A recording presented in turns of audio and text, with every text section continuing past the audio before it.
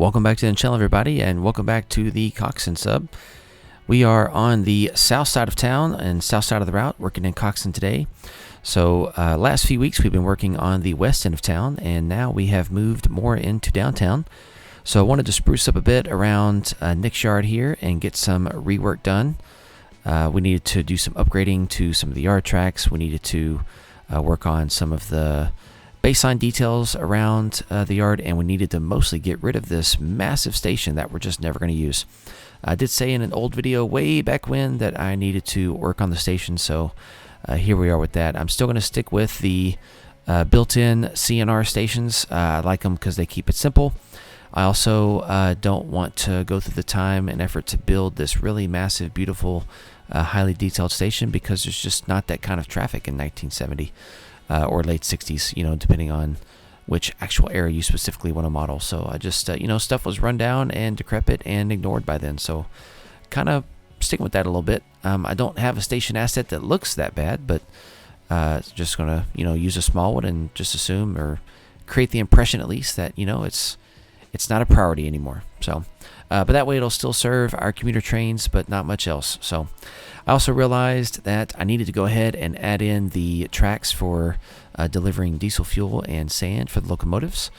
Since we do have a diesel terminal here, it would make sense to have those things supplied. A lot of railroads, especially in the modern day, of course, get their diesel supplied by truck from local areas, especially in the big cities. Where I am, you'll see a lot of trucks sitting on the side of the tracks at major yards, with hoses hooked up to locomotives and pumping them up. So, but here I wanted to go ahead and add in some small fuel tanks and a little spot for us to deliver tank cars, just because why not? We want to deliver freight and move the freight and ship the freight, so let's do it. The track has already been there anyways for that specific purpose, so now we have what we need.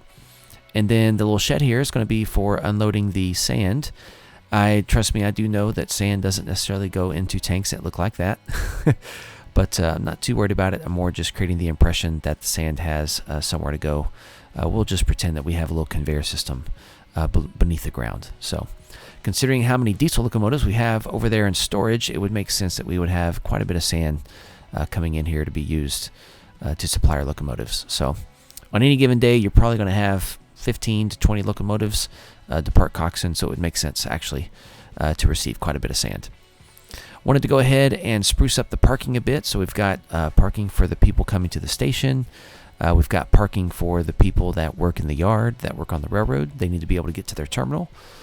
So these crossings here are just for employees, so we're not going to gate them. We're not going to put lights on them. We're just going to get them all opened up, get some terraforming going in so they look better. But yeah, these are just employees only, so we're not going to have all the warning systems on there. The issue I ran into is what to do with access to the station. I ended up coming up with an idea that I liked. It was a bit finicky at first. It took me a little while, longer than I like to admit. But I do like the final product, and I'm going to stick with it. I will have some improvements to do, kind of some more details to add to that solution later, but you will see that here on camera here in just a bit. So most of the grassy area that you're seeing that I was kind of scenicking there is going to be covered in trees. So I did some looking at, decent-sized cities on the Mississippi River and the riverfront. And for the most part, right at the river's edge, they either have, sand from the river washing sand down the river, or they've got just lines of trees. Most of the cities don't actually have any sort of major infrastructure at water level because the Mississippi River floods, and you don't want to be flooding, downtowns of your major cities. So since we are at I guess it would be considered the lower Mississippi because it's near the estuary. I do believe that's what we call the lower. I think the upper is near the mouth. So the upper would be up in the northern states. Yes, I do believe this would count as the lower Mississippi. We're going to be more prone to flooding. So in order to kind of accommodate for that, we're not going to be putting any major developments of the town except for the port system down by the water. So later on, you will get a little glimpse of the port. But there's not a whole lot to it yet. It's just been roughed in. I do need to come back and modify all the details and get that stuff done later. So as you can tell by now, I have decided to simulate a underpass under the ground and under all the yard tracks in order to get to the station. So I'm not actually going to lay the road all the way underground to get to the other part of the road that's underground. So the port is accessed that way as well. But here I'm just going to kind of create the the feel for it and then move on from it. I need to go find an asset that's like just a blank black wall that I can put in there kind of underneath to make it look like it's, you're kind of going off into the depth there and hide the land. So I'll get back at that at some point. For now, I'm not too worried about it. I did go ahead and cut this video after almost an hour of work, just because I didn't want to make the video go too long. So I'll either make a part 2 video where I add some more of the fine tuning details to this area, or I'll just do it off screen and include it in like another video later. I'm not quite sure what I want to do yet. So if the video gets really good reception and people like kind of the build I was doing here, then maybe I'll do a part 2. We'll see. But I'm going to go ahead and try here to get a nice little representation of the tunnel setup. I do change my mind a couple times, but in the end, like I said, it does come out to look pretty good, and I came up with something I liked, so we're going to stick with it.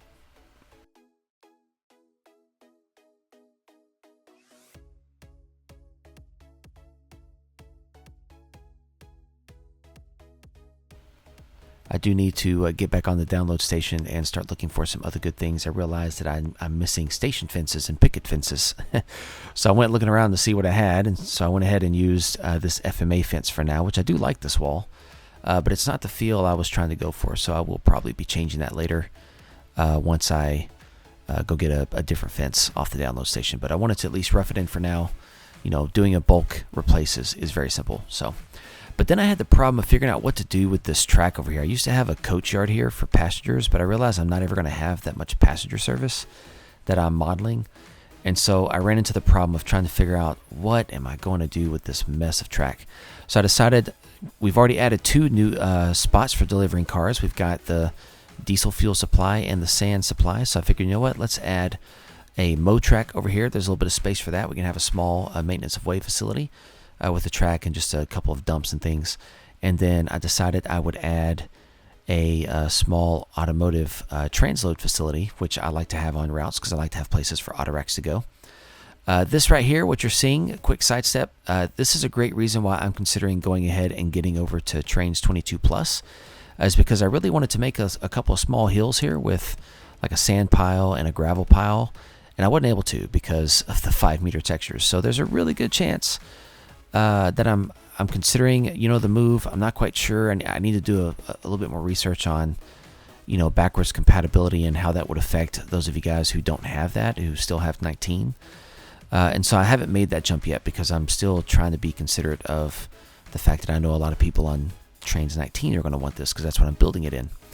So, but I'll see. I've got a little more experimenting to do, but I know for me, at least in the future, I most certainly will be converting over to 22 at some point.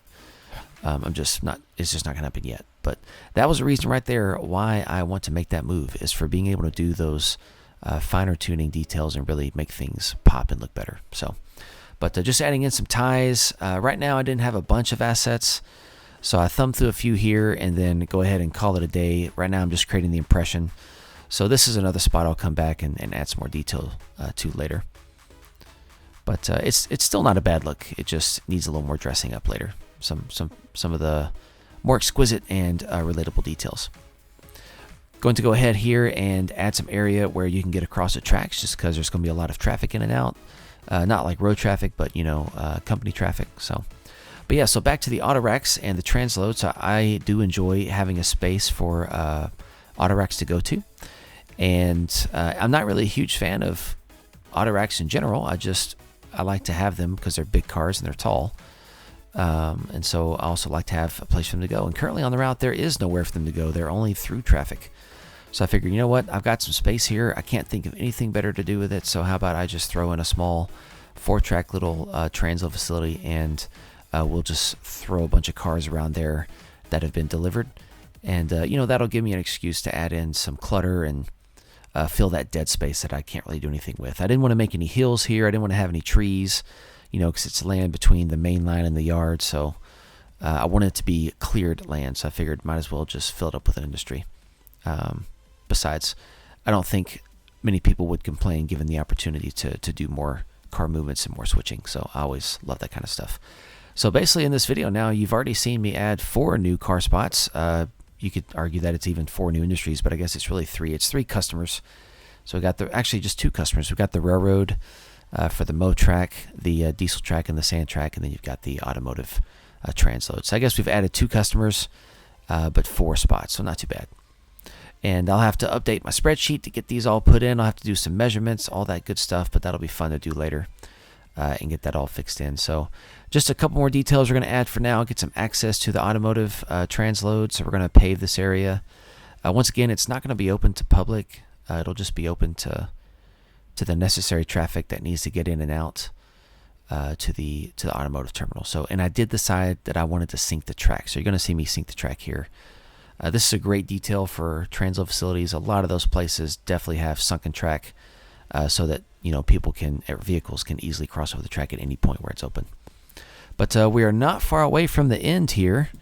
There's not a whole lot left that I'm going to do on this cut. So thanks for tuning in and checking out some updates here to the Coxton sub, some work around Coxton.